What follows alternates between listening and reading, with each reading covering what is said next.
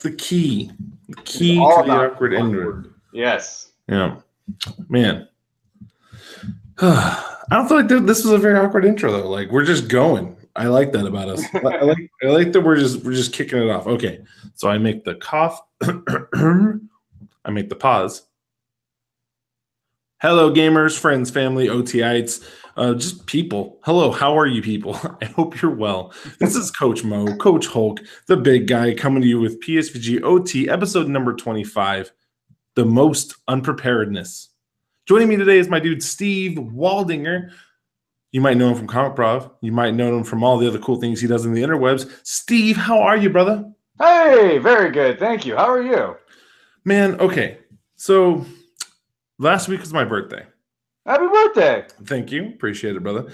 And I was like, wife, I think I really want to dive into this PC world. She's like, okay, we'll go down to the Best Buy. We've got some money saved up. Let's go ahead and let you do this. And I was like, but we're moving into a 1-bedroom apartment. Yes, folks, we are moving from a 4-bedroom house with 2 very large dogs into a 1-bedroom apartment. And the reason why is, one, I'm cheap. Let's just be real honest. My cheapness is one of the reasons. Number 2 reason why is I feel like by the declutter of this move, we will be properly set up for whatever the universe has next. So if the universe says, hey, you're going to stay in Orlando for a long, long time, let's buy a house, let's do this and this. Hey, let's go. Let's make it happen. And so I'm like, in this 1-room apartment, I don't think a PC is going to have enough room with the Xbox and the PS4. Like, I just don't know how we're going to make that work. And my wife's like, how about a laptop? I'm like, oh, yes, let's go check out the laptop. So I bought a brand new Missy. How do you pronounce it, PC people? I don't know. I got a brand new laptop, and it's all I've played with all week. My Xbox has been ignored. My PlayStation already is ignored. I've just been messing around with this. And so we were getting ready to start the show, and I could not get this thing to work for the podcast. So I'm back on the baby Surface, the little guy. And it's been a fun week. It's been a great week as far as the birthday. How's your week been, big guy? You good? Yeah, all's well. All's very well. Good. So here on the OT, we are a relational podcast. We're here about having conversations and working through things and just having those great talks. We're also here about being unprepared. So, Steve, have I prepared you in any way, shape, or form for today's show? You have not, sir. Good. Now, Steve, today's journey is going to be about the biggest misconception you ever had and how you paid it back. So everybody get cuddled in, cozied up to the fire. Today's journey was going to be don't stop believing. I'll be okay. All right. Yeah, that'll never happen. I promise you that will never be our journey. So get cuddled in, get up at the fire, a little cocoa with some marshmallows in there. The magic number for marshmallows and hot chocolate is dependent on the size of the cup.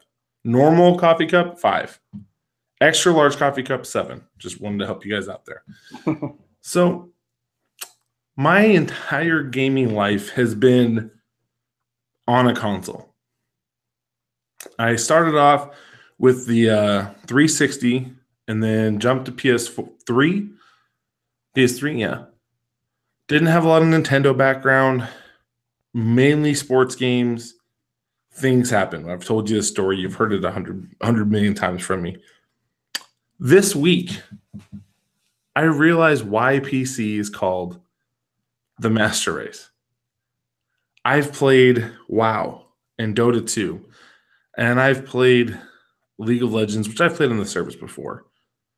I've played a bunch of Civilization. I've played all these wonderful games that the PC offers that you can't get anywhere else. But then I played Overwatch. I played Overwatch on the PC. Now, my main character is D.Va. I'm a D.Va main. I'm really good in the mech. I'm pretty dangerous when I get blown up. I'm outside the mech as well. I'll go on the console. I'll go 15, 20 kills. I think my high is like 8 deaths. I think my average is somewhere in the 5s. And so I jump on the PC. And I go, let me just try this out. I go 28-0. 28 kills. 0 deaths. I wreck shop. Because part of the problem with Diva is you're not going to get a lot of headshots with that the splatter, the area effect of her weapon, but I was wrecking people. And I was like, oh my goodness. Is this what PC gamers have been talking about? See, I'd never experienced the difference between a mouse and keyboard and my controller until I experienced the difference between playing it for Overwatch and playing it on the console, the PC. And I realized when I finished the match, I owe PC gamers an apology. I need to apologize for the comments and the jokes that I've made because I have been misinformed. I did not understand how powerful and wonderful this world is. And guys, I'm in. Like I am in. When we move, the day we get to Orlando, I'm starting the process of my PC build. I'm starting the conversation with Dev. Okay, what do I need? What do I need to step it up a notch? I've already gotten the fancy mouse that Dev picked out for me, and I've already ordered the fancy keyboard he told me to get. I bought a second monitor, and now I've got these 2 screens that allow me to have one thing on one side while I'm typing up stuff and I'm playing games on the other monitor. It's so cool. It's such an amazing little world. And yeah, I didn't know. So PC gamers, I apologize. I apologize for the stupidity. I apologize for the ignorance. And to make amends, I'm going to be giving PC games away. Not here, to my kids. You guys know me. I went and bought a couple gift cards on Steam, a bunch of $20 ones, and I'm going to give them out to some of the PC kids that I've jabbed and joked with a little over the last 3 years here in San Antonio. I'm going to tell them, you were right. I was wrong. So, Steve, your biggest misconception, and how did you make amends? Go. Let's see. My biggest misconception is it's all internal to an extent. So I'm not sure if I needed to make amends, but I think I can find a way to make amends if I need to. So this goes back to when I was a kid. And this might not be my biggest misconception, but it's the one that popped into my head when you said this. And so, you know, it's like an improv. You get the suggestion, you got to run with it. So I'm running with it here. So I'm a little kid, and I'm watching Sesame Street, and I see the kids burst in, they just burst into song. There's no music, there's no band on stage, yet music just magically accompanies the kids when they go sing. So I assumed that that's just how it works. Like if I wanted to sing a song at any point in time, music is just going to magically accompany me. So I'm in my living room. I'm ready to sing a song. I start singing. There's no music. Nothing. It's just my little kid voice singing, which I don't know. I don't have a, imagine my voice as a little kid, so it's okay voice, but if I'm singing a cappella, it's not working. I'm like, hey, where's the music? The kids get it on the TV. Why don't I get music?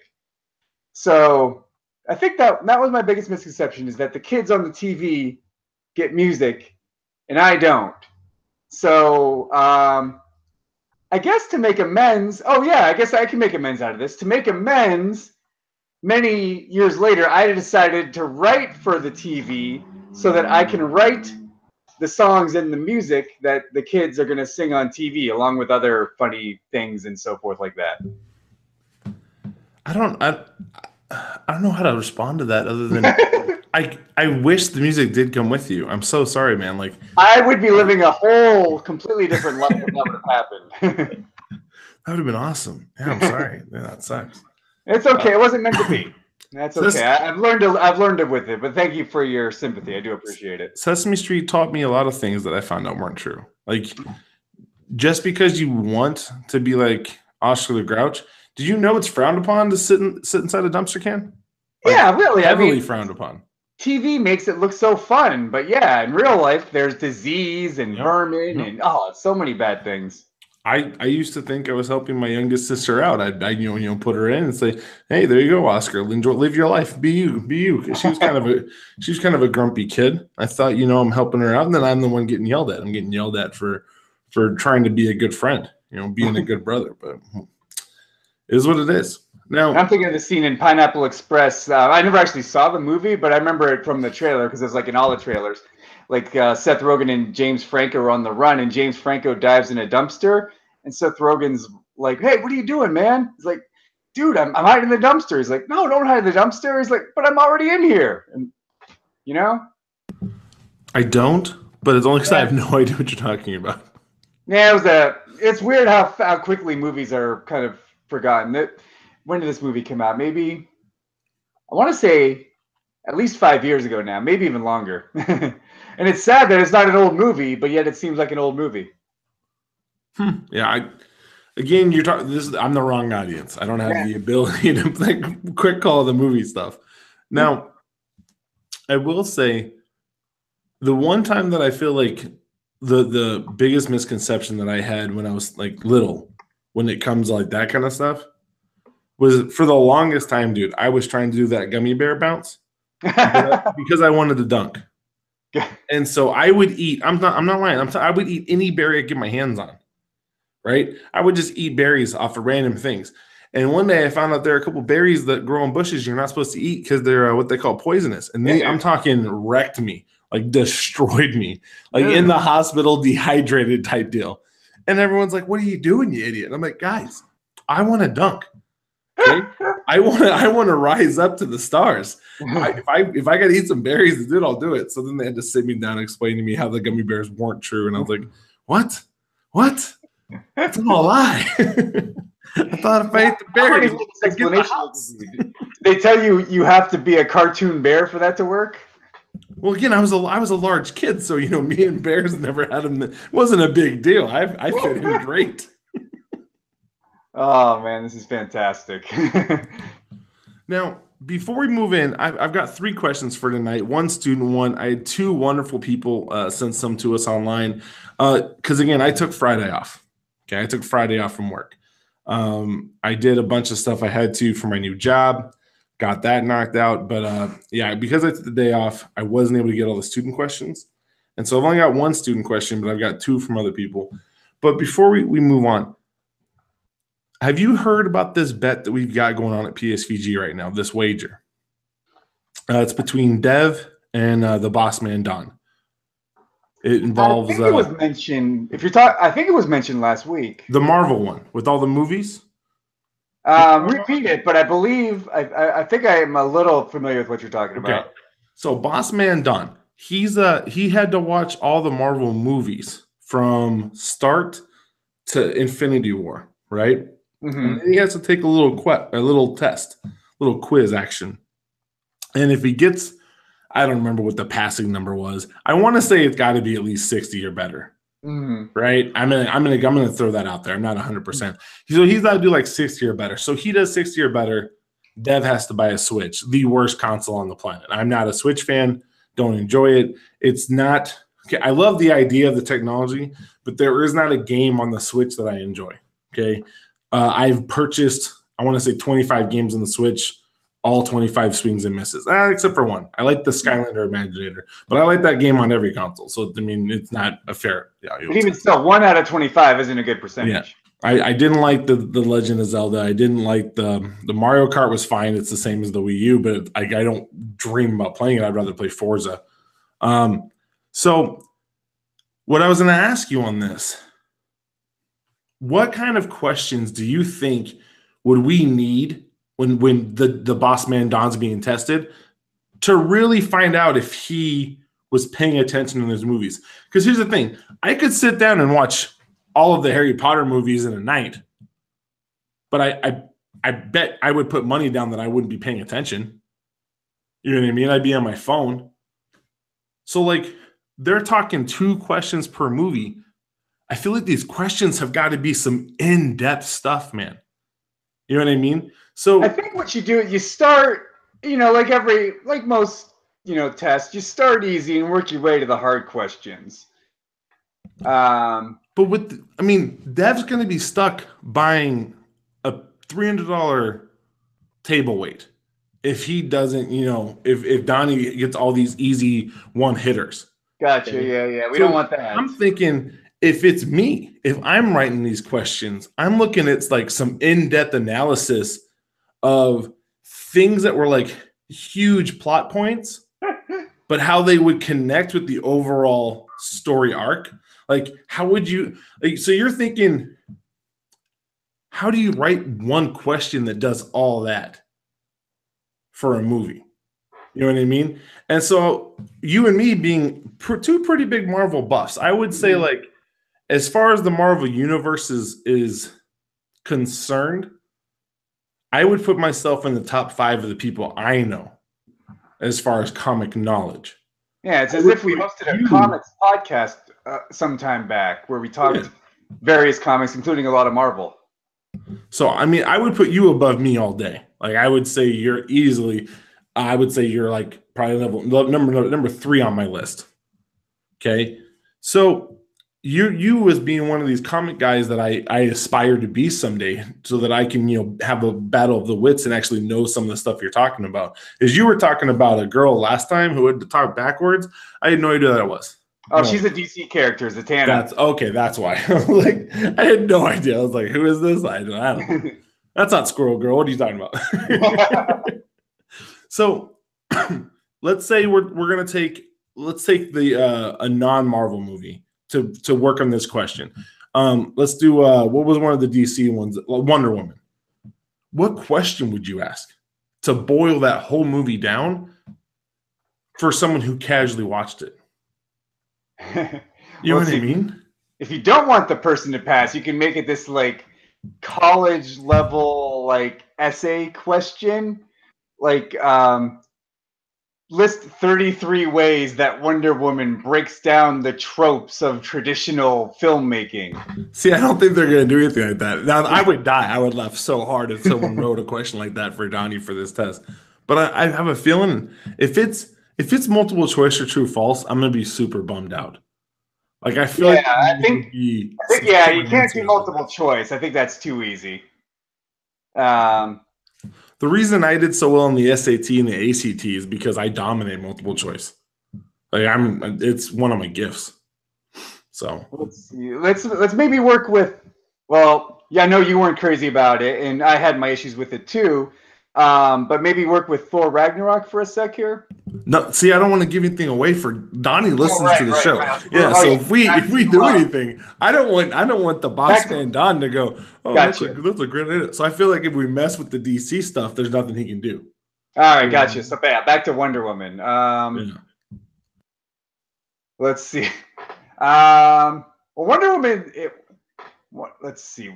I was gonna say Wonder Woman's like the good DC movie. Although you liked Justice League, and we talked about that on Nate's That's Entertaining podcast. It wasn't my cup of tea, Justice League. It had its moments, but I wasn't all that into it overall. And you took to it. Let's see, Wonder Woman. Let's see. I think you do the base. Do you see how hard this is? Yeah, exactly. Right? And here's the thing. So we're asking Kevin, the second in charge for the PSVG, the guy who literally is like wicked busy. Like, that was a Boston reference, Kevin. You like that? You like how I dropped the wicked bomb in there, big guy? Sorry. No, I'm nodding in approval. You can't see me, but I'm nodding in approval. So the guy who's like, dude's so busy. He's such a busy guy. You're asking him to write 2 questions per movie? You know what I mean? I'm thinking he's gonna need a little army man involved in this. He's gonna need some people doing some work. Because I don't want this to be easy. I don't want Boss Man Don to walk in thinking it's a test in Oh, you could do it as an Easter egg hunt. Oh, that'd be funny. I would enjoy that. You gotta find all the in-depth Marvel stuff. The stuff that, maybe it leads to a future movie. Maybe it's a obscure character. Yeah, have them find like X amount of Easter eggs. I wish the TV shows would have been part of the bet. I feel like that would have been better because yeah. that Agents of Carter, man, season 1 is banging. I'm a big fan. Agents of S.H.I.E.L.D. or Agent Carter? Agent Carter. Yes. I loved Agent Carter season 1. Season 2 was fine. It wasn't phenomenal, but it was fine.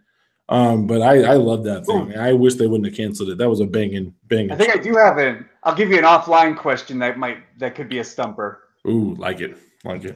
All right.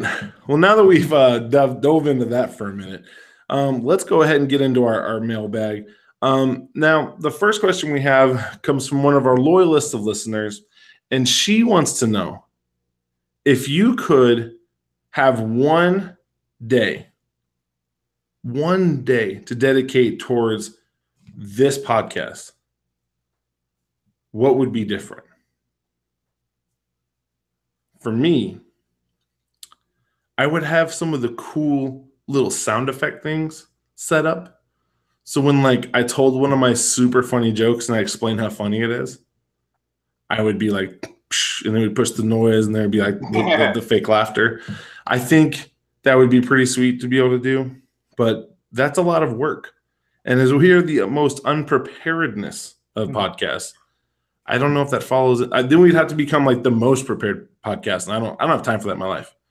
So if you had a full day to work on this podcast, let's say you were hosting, Steve, what would you bring to the table, big guy? I think the only thing I think I would do is I would get us together in person. In case you don't know, me and Mo have never physically met. We met through a mutual friend. We both when we brought us together to host the League of Entertaining Gentlemen, and me and Mo instantly hit it off.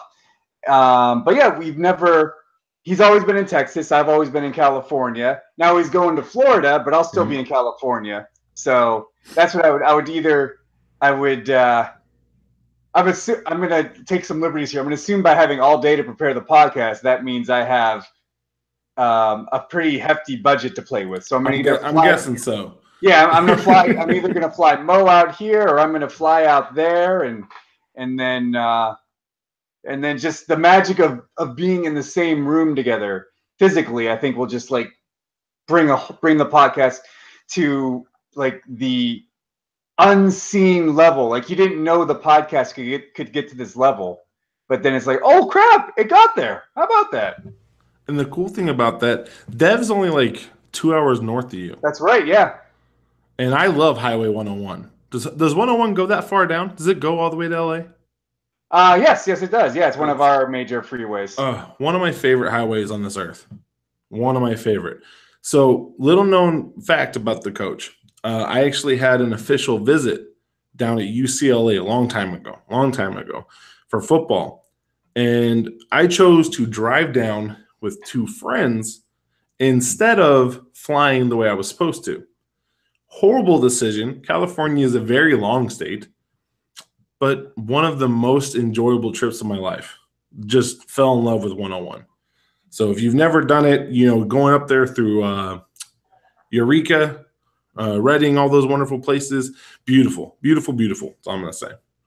But yeah, no, it'd be great. We'd all 3 get to be together and could knock this stuff out, and you guys could take me to the best taco places in the LA. Yes. I'm always down for a good chicken taco.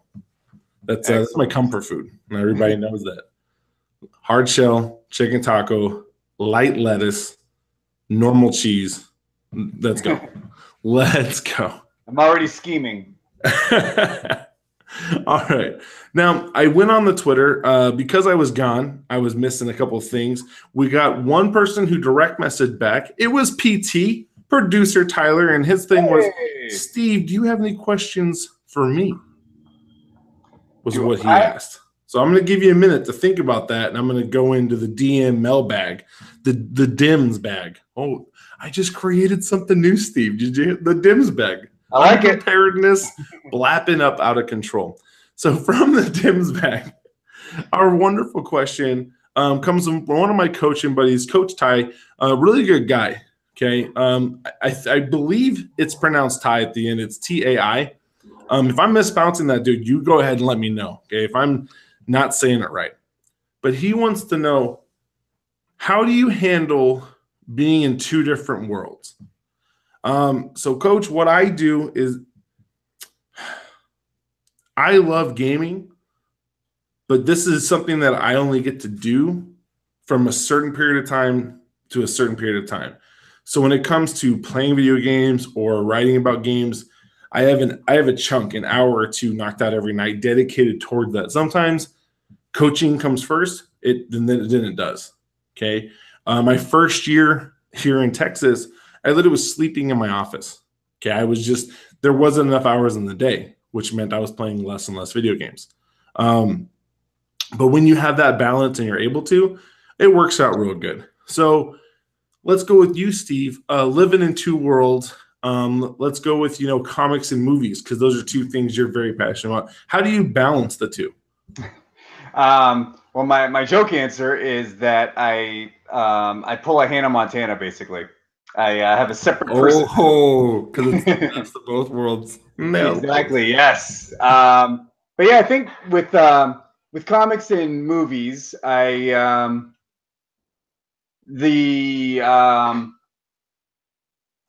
with comics, those come out Wednesdays, so I'll get them Wednesday. I used to. I'm a little bummed I don't get to do this as much as I used to, but I remember for a long while, new comics come out every Wednesday. I would go to the comic book store every Wednesday. I would read all my comics that day, no matter how many I got. But now I've taken it. I don't read them right away all the time. Sometimes I'll let them sit for a couple days, but I generally will read them before the next Wednesday. With movies, I sometimes like to get right in and see them, but sometimes I like to wait. If I'm seeing it for a podcast, though, then I definitely will make sure to squeeze in the movie as soon as possible. Like, when we recorded the Justice League podcast that I mentioned a few minutes ago, that we did on Nate's That's Entertaining podcast, I didn't have my movie pass at the time, so I went to go to a theater to see it. Somehow it was sold out at this theater, which threw me for a complete loop, and I did not want to pay all that much to see Justice League, so I found a theater that was screening it for cheap. And it was on the other side of town. So I was like, well, I got enough time. I'm doing it. So I drove to the other side of town to see the movie.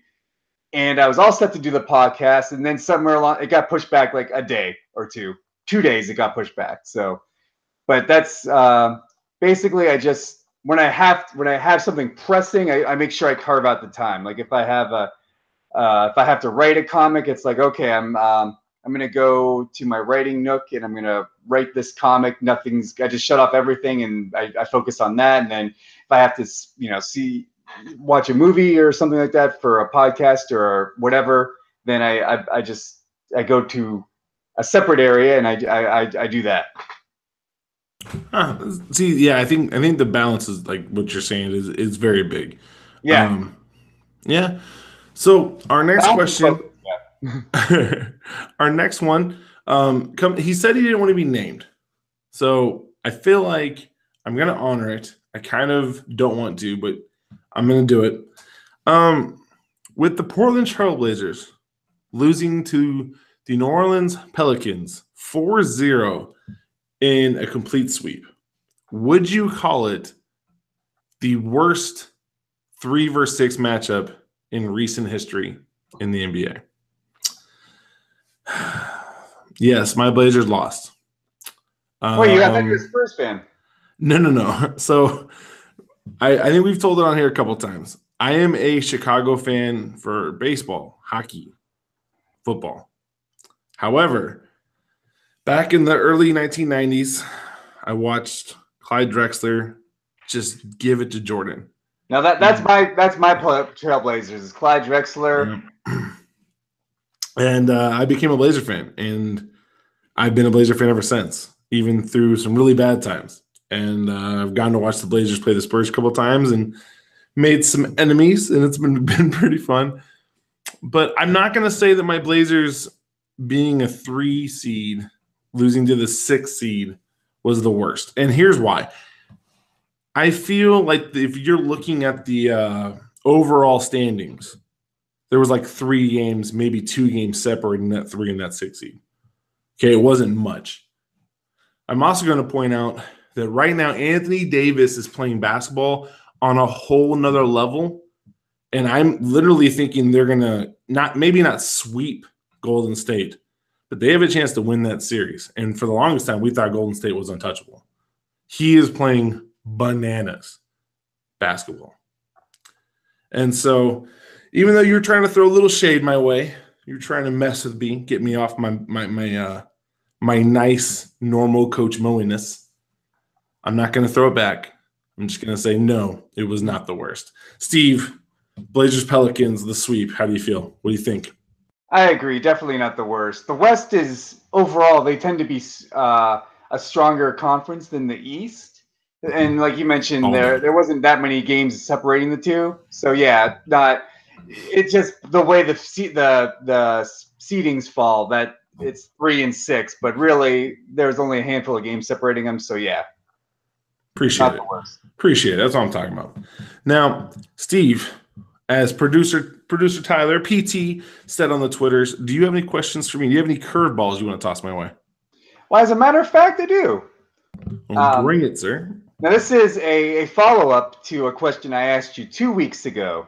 So when I asked you 2 weeks ago, I mentioned the article I'd written for That's Entertaining .net about how I made a baseball team out of Star Wars characters. And the goal of this team was to be able to compete with teams like a team consisting of Justice League members, a team consisting of X-Men members, and a team consisting of Avengers members. And I asked you the question, and I let you pick any universe, and you picked the Marvel universe. I'm going to ask you that question again, but this time, since this is for the PSVG podcast, you're a member of the PSVG podcast. I want you to make this baseball team. This team has to be able to compete with the Avengers, the Justice League, the X-Men, and the Star Wars universe. I want this team to consist of all video game characters. Ooh, okay. I need a catcher. I need somebody solid. I'm going to go with the guy from Splinter Cell. I don't know his name. I just know the character, and I've played a couple of games. He's pretty quick on his feet, moves side to side, so there's my catcher. You need a giant first baseman. You just need a mammoth of a person. I'm going to go with Kratos on that because I just got done playing a little God of War the other day. Good game. Not great, but good. Enjoyed what I played so far. I would need an outfield with some speed, so I'm going to go with Sonic the Hedgehog in center. Nice. I don't know what his hops are. I believe he can jump. I'm not 100% sure on the Sonic. I don't know the Sonic lore, but I'm gonna guess he can cover a lot of ground. On both sides of him, though, you want to add a little bit, to it. So I'm gonna go. I'm gonna go with the T-Rex from Lego Jurassic Park. Nice. Will be my left fielder. My right fielder then will be Tracer from Overwatch. I think with her speed, she would be pretty decent. That being able to jump around and in right, you're not going to see as many balls you will in left and center. That leaves me with my infield and a pitcher. Let's go second base would be Mario. It's an easy position, something he won't be able to mess up. He should be able to, he should be able to scoop it up. And he only has one button, so he should be able to go side to side pretty well. I'm going to go at third, the My Player created character from Sunset Overdrive. He has a really sweet ability to like skate back and forth and grind on things.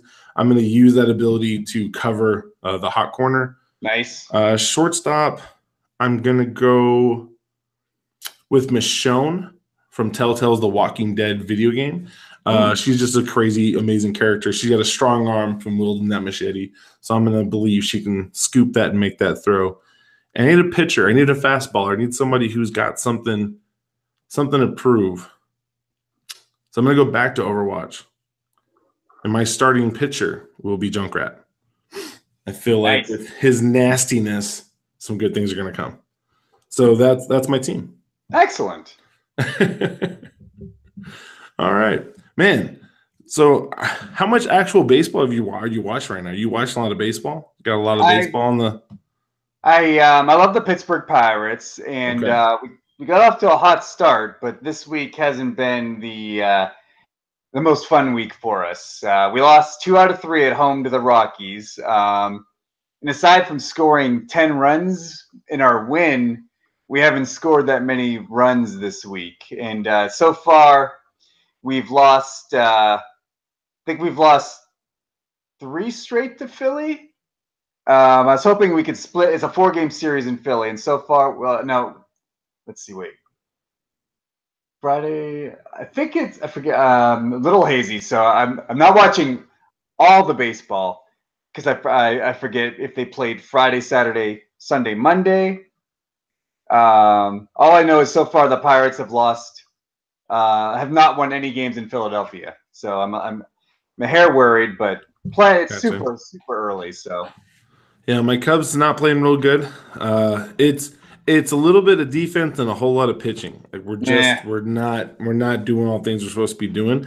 And I think the problem is the heart and soul of our pitching room, like of that core, was Arrieta. And so now somebody else has to come in and be the leader.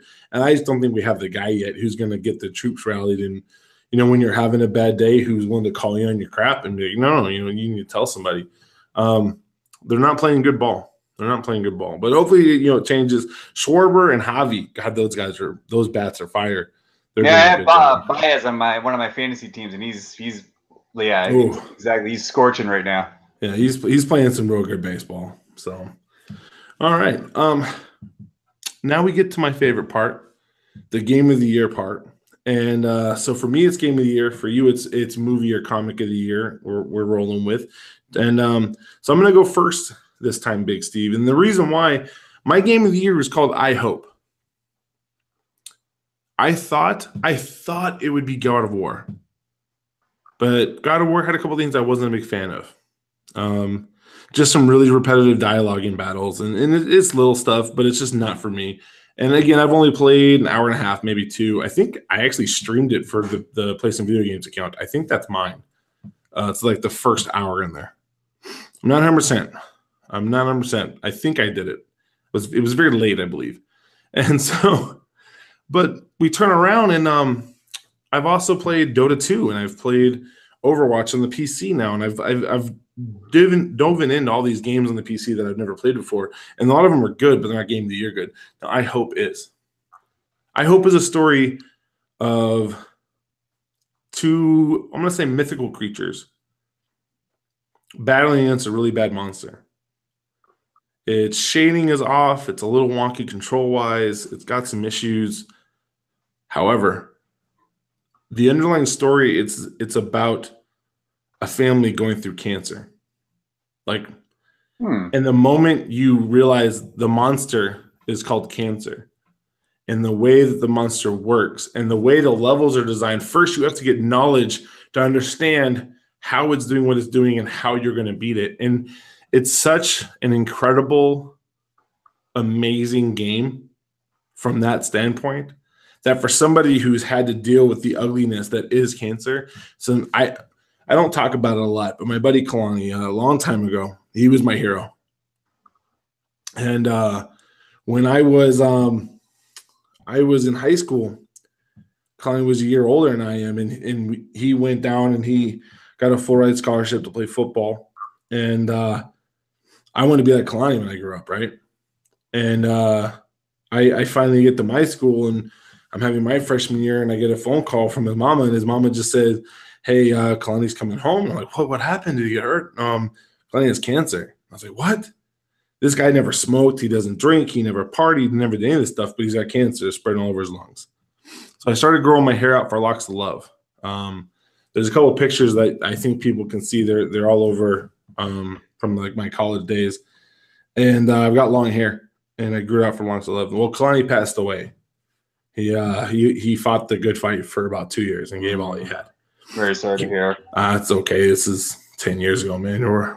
But once I saw what I Hope was trying to do, I was like, yes, this is a story I'm all in, guys. I'm all in.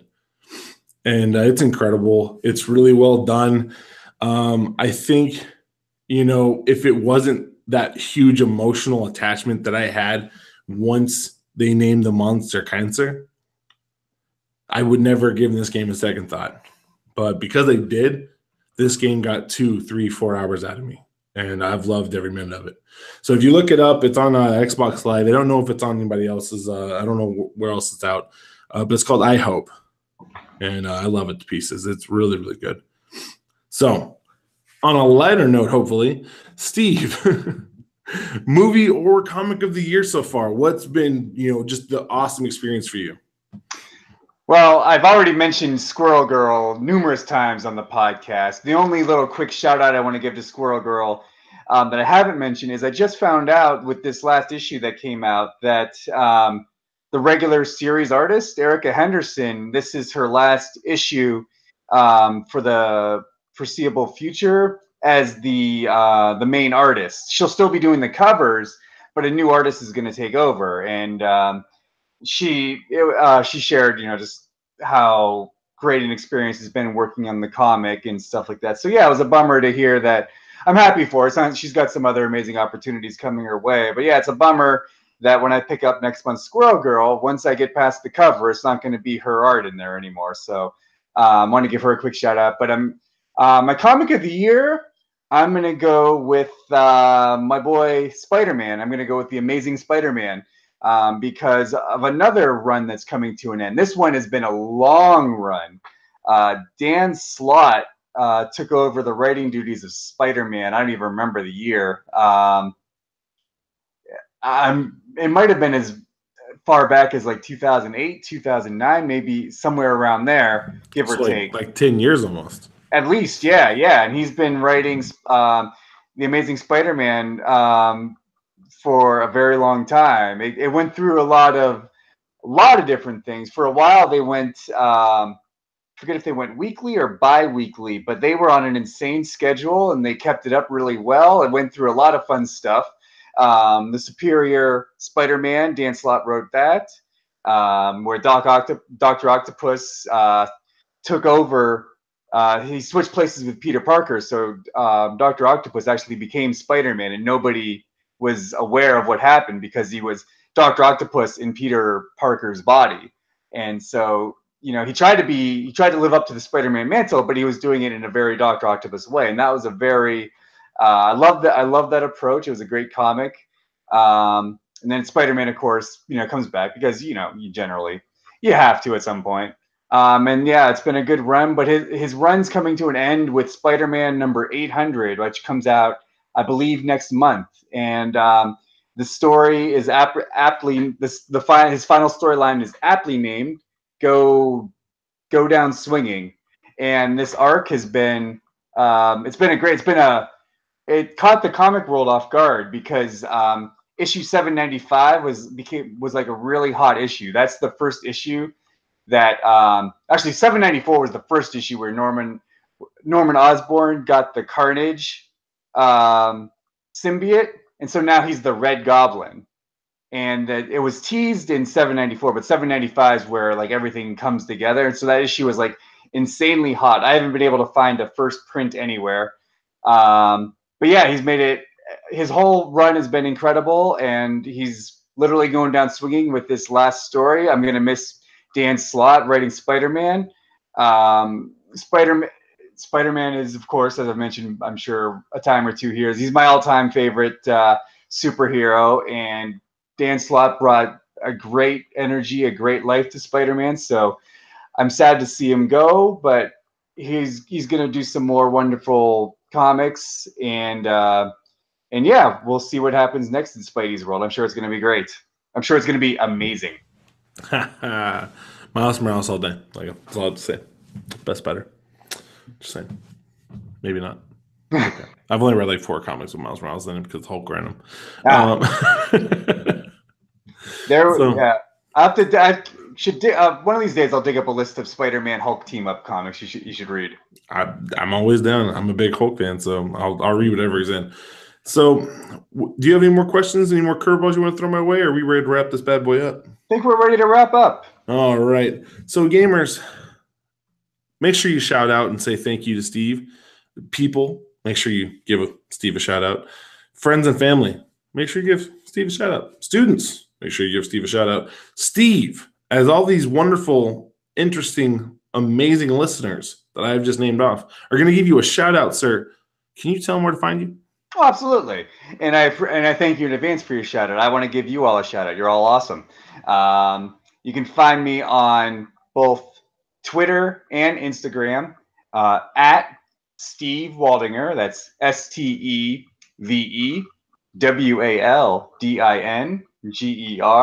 And I have 2 quick things I'm going to plug, which I plug every time I'm on here. The first is called Comic Prov, where my artist friend and I, Lady Beaver, we make live improvised comics starring you.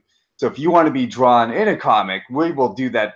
We will do that very thing for you. It's improvised, so we'll take whatever suggestions you want in there, and then from there, Lady Beaver will draw the comic. I won't see what she's drawing until she's completely done drawing it.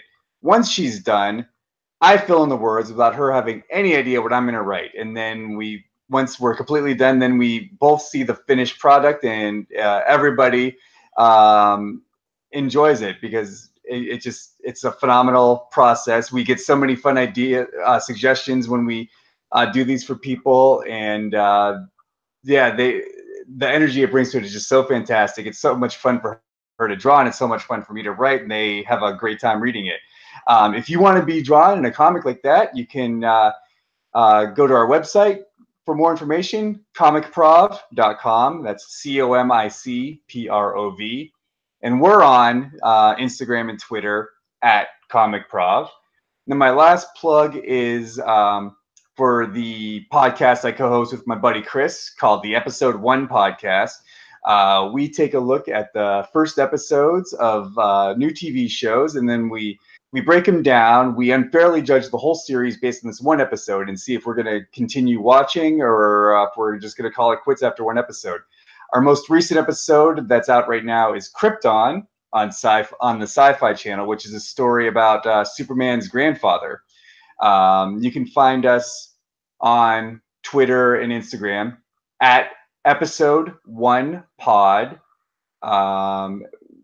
If you are on Apple Podcasts, we have a direct link to find us there. It's tiny.cc/episode 1. And if you're not there, that's okay. You can find us on whatever Instagram, whatever podcast platform you use. Just search for us, Episode 1 Podcast. We have a direct link. You can go to episode1pod.libsyn.com. Dude, you're crushing it.